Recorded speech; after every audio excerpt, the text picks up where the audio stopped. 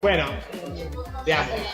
Cuando salieron los microondas, que en realidad los microondas existen desde los años 40, 50 creo, pero en los años 60 y 70 recién entraron en los hogares del mundo. Sí, Y tenían esta cosa, ¿viste? ¿Qué hacen? ¿Qué no hacen? ¿Estará bueno? ¿No estará bueno? ¿Te hace mal? ¿No te hace mal?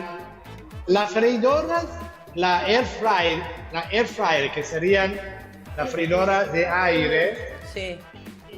están pasando por estos mismos periodos de prueba, digamos, en la cabeza de la gente. Porque de ser eficaces, son eficaces, hay que aprender a usarla como corresponde.